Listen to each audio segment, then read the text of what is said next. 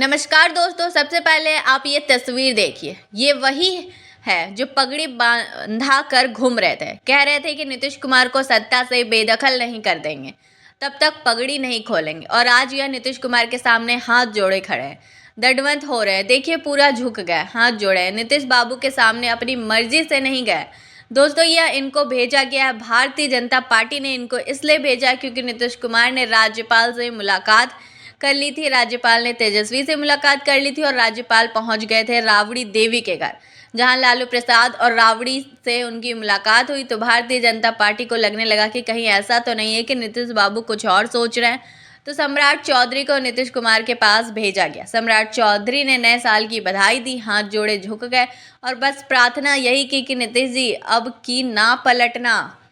दोस्तों, वही सम्राट चौधरी है जो पगड़ी बंधाकर घूम रहे हैं। मैंने आपको बताया, यह कहते थे कि जब तक नीतीश कुमार को कुर्सी से उतार नहीं देंगे, सत्ता से बेदखल नहीं कर देंगे, तब तक यह पगड़ी नहीं खोलेंगे। लेकिन जैसे ही इन भाई साहब को डिप्टी सीएम की कुर्सी मिली, फौरन अयोध्या भाग गए, सरयू में स्नान किया और पगड़ी खोल दी।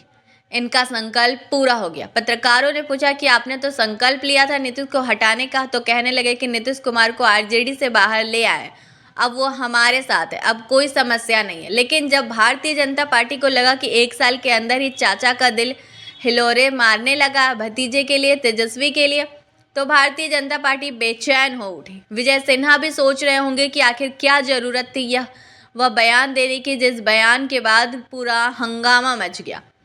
अमित शाह के बयान पर तो नीतीश कुमार उतना नाराज नहीं हुए जितनी नाराजगी उनकी विजय सिन्हा के बयान पर थी। विजय सिन्हा ने क्या कहा था दोस्तों, आप एक बार सुनिए। और गिरोह की राजनीति से बिहार को कलंकित किया है, उससे मृत्यु भारतीय जनता पार्टी के वह कार्यकर्ता बेगोलक कार्यकर्ता ने दिलाया है। लेकिन अभी मिशन पूरा नहीं हुआ है, मिशन अधूरा है। भाजपा की अपनी सरकार हो तभी सभी अटल जी के प्रति सच्ची श्रद्धांजलि होगी, तभी हमारा और आपकी मन के अंदर सिन्हा का ये वही बयान है जिसमें वह मुख्यमंत्री और सरकार और भारतीय जनता पार्टी और कलेजे की ठंडक न जाने क्या क्या बातें कह रहे थे।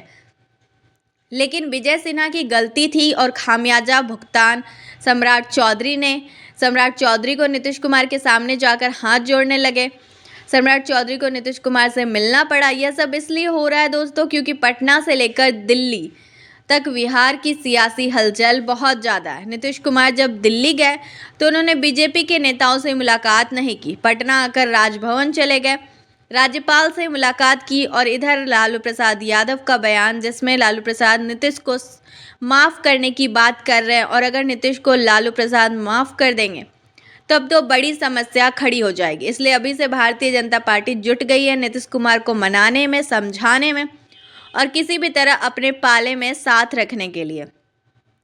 तो दोस्तों, नीतीश कुमार बीजेपी के पाले में रहेंगे, नहीं रहेंगे, क्या वापस चले जाएंगे? तेजस्वी के पास तमाम सवाल है। इन तमाम सवालों के जवाब तलाशने की कोशिश हर कोई कर रहा है।